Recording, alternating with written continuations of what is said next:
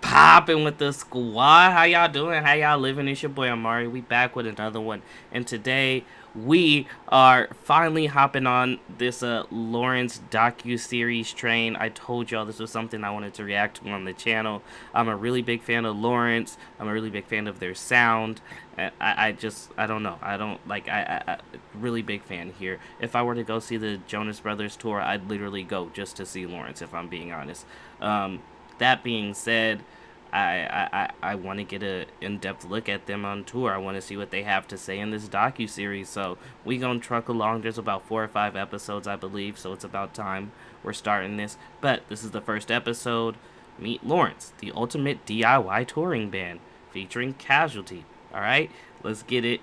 Y'all know the drill. Hit that like button, hit that sub button, hit that notification bell. Stay up to date with the new we be dropping. And of course, do me a favor and follow me on the socials on Instagram, TikTok, all of that. See the additional content that I'm uploading and that I'm trying to get more consistent with. So yeah, let's get into it. Episode 1. Ooh, that was loud. That was mad pull loud. up just the main piano riff for a second. Today is our first show of tour, and this is our first tour back since COVID. Dang! We had to cancel an entire tour that we had just started right when COVID struck, and we've been waiting eagerly. Wait. Why don't I remember? They were gonna go on tour for they were on tour for Hotel TV, and I hate COVID so very much, so very much. To get back on the road ever since. I'm Gracie Lawrence. I'm Clyde Lawrence. We're siblings. We've been playing music together since we were little kids. I was literally like 3 and Gracie was 0. Well, that would make me like -1. Right. Since Clyde was literally a baby, he was a musical genius. Like, he was playing drums and keys before he could even speak English. He was even writing music professionally since he was, I think, like a 4-year-old. Jeez. And Gracie was just born Wow. to be a performer.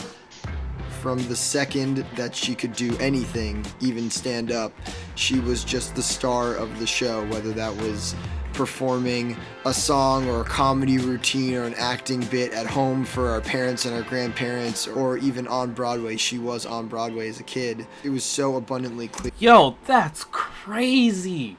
The fact that these kids, like, I'm pretty sure they're the same age as me, 26, by the way. Like, these guys were literally professionals before they were teenagers. That's ridiculous to think about. Oh my god. Oh my god. What was it? Noel that Clyde wrote a score for? Was that the movie? Noel, Christmas movie? And then of course Gracie, like they said, was on Broadway. By the way, Gracie, I love you. Just throwing that out there. I love you. You're amazing. Anywho, I digress. Like, that's just crazy to think about. That is absolutely... The amount of talent between these two siblings is ridiculous. Clear that this is what she was born to do immediately. When I was 6 and Gracie was 2, we met a kid named Jordan, who became my best friend and our biggest musical partner. And later we just started picking up more bandmates. We met our drummer when Clyde was in middle school, and then Clyde went off to college and he met all the other members of our band. We were playing tons of college parties all around the Northeast, building a following. We play this really kind of soulful, funky brand of pop music. Yes! Aretha Franklin. Stevie Wonder, Carole King. Randy Newman, Amy Winehouse. the Beatles.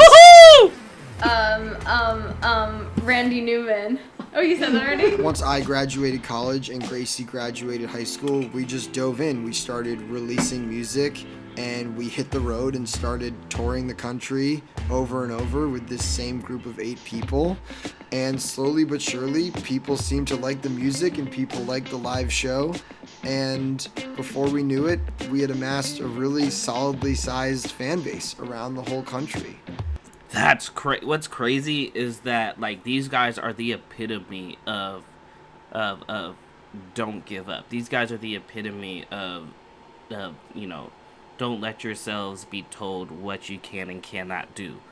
and I don't mean that in the sense of talent wise. I mean that in the sense of choosing their sound, choosing their artistry. Because if I'm being honest, I'm pretty sure out of my group of friends, out of my what, 10 to 15 close group of friends, I am the only one that's a fan of Lawrence.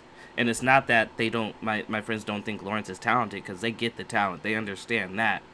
It's just I don't think others appreciate the sound and everything about the music that I do. And I say that to say, like, man, these guys have been going for years. 4 years. You heard them as a kid, into middle school, high school, college, as they were building their fan base. And it's a sound that, if I'm being honest, I can't really attribute to any other artist or band that comes to mind immediately.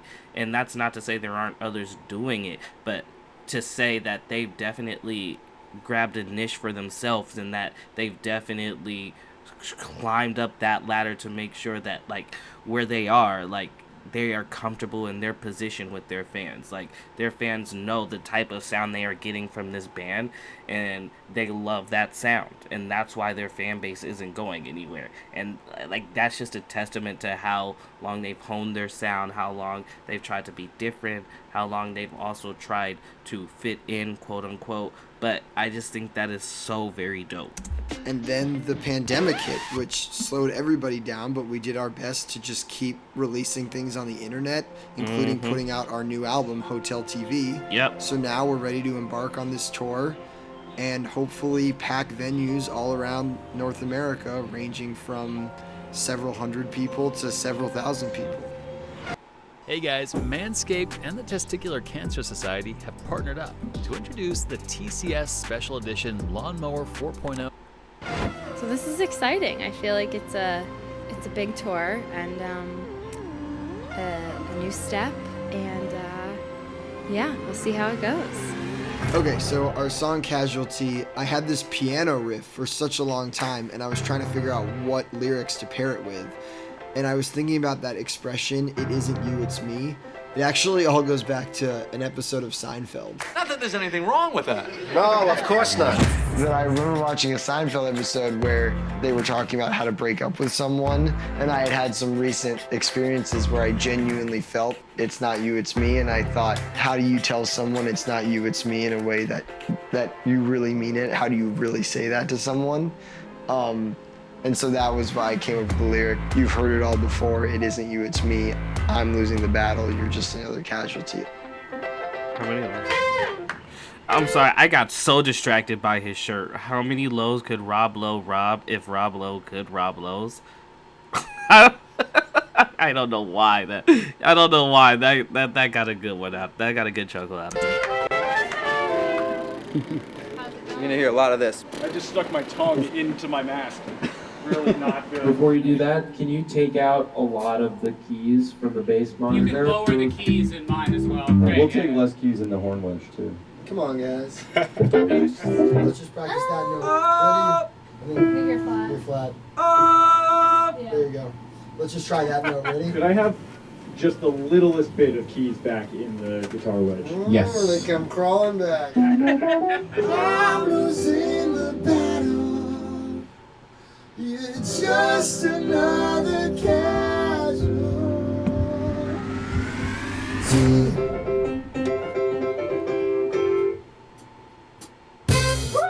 Is that a jam? Did we just jam? I think we jammed. We jammed in the van.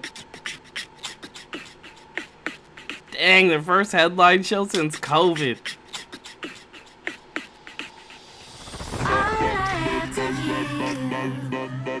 It's saying connection failed.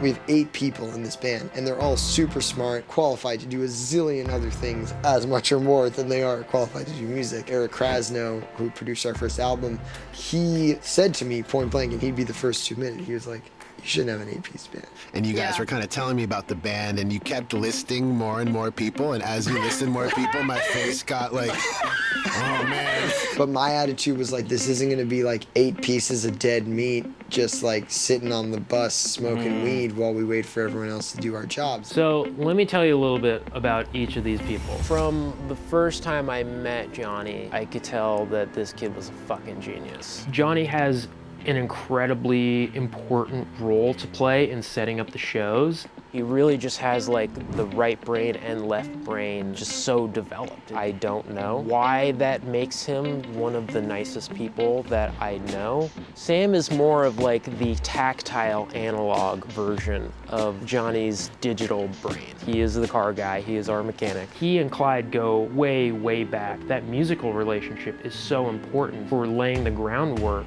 for the way that the entire band sounds. I mean, talk about consistency. He just ruthlessly right on the money. So Sumner is originally from Vermont, and he's just a Vermonty dude. Is just so in love with life. What does that mean?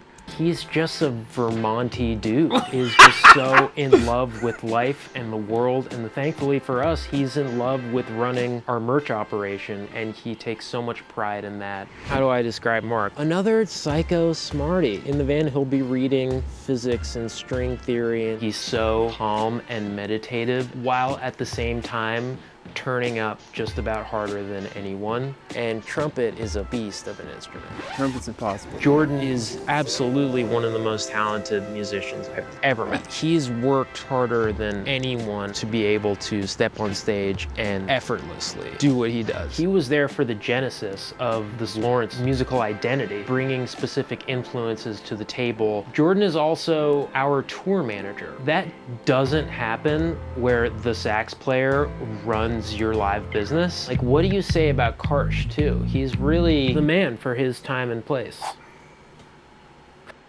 If you have a utility meter like this on the side of your house, you could get paid to go solar for no money.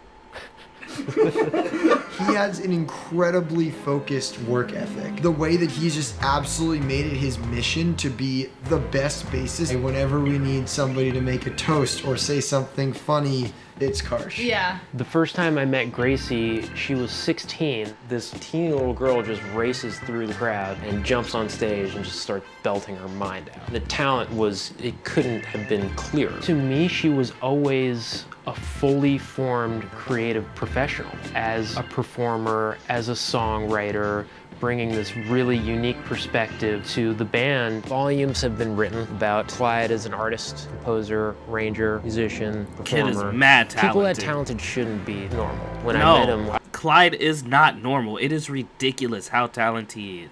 Like Karsh just said, singer, songwriter, instrumentalist, producer, arranger. Like, bro, like, come on. And he's been doing it since the time he was 4 years old. That kind of talent is just ridiculous to even fathom. I just found it so easy to be friends with him. This relentless creativity and this ruthlessly efficient way that he structures his life. Beneath all that is just someone that is like a very, very good person. Being an 8-piece band is not a particularly smart financial decision. Yeah. But it also was just a matter of like, these are our best friends. Right. So it's like when we're touring, we're also like on a road trip, which is something that people pay to do and take vacation time off of their job to do. Like, it just ingrained in all of us this sort of like the spirit of the band, that everyone is going to be involved in some capacity and see where people need help. Do you want to talk to John for a couple? Bro, it's crazy.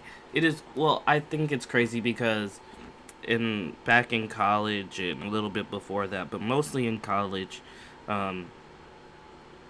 putting together teams, having a team, building a team around an artist, it was something that I was trying to do. Back in college, I wanted to be an A&R rep, I wanted to be an artist manager, I had all these dreams.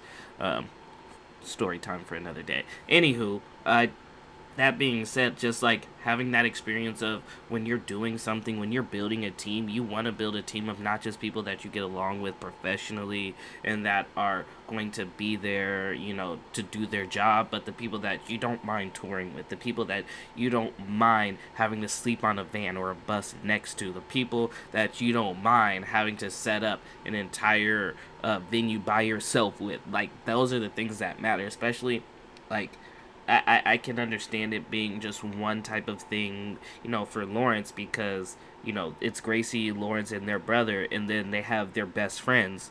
But for me, it was something even deeper than that because my friends were my family. The friends that I was trying to pull along and take on the journey with me, those were the ones that I really considered my family members. Those were the ones that I had no problem bringing along. So I just think it's very interesting to see, like, I was thinking the same thing. The more people we bring along that we're close to, the better. But of course, maybe it wasn't the best decision. Got bogged down by a lot of different opinions, all this, that, and the other. Like I said, story time for another day. But I can somewhat relate to that. To people saying, nah, I don't think that's a good idea, and you going ahead and doing it anyway. I think that's really dope. Sure, that'd be fantastic. Shit, that's John. Ooh, okay. All right, we're gonna stop here for today. They got an entire chapter on John Bellion, their label, their producer slash label owner. Sorry, I'm a huge fan of John Bellion too, but I could go on about that all day. Anywho, so far I'm really into this series. I think it's really dope. I think this is going to be really interesting, and this first episode is definitely making me want to watch the rest. So if y'all want to see the rest, drop down to the comments, let me know.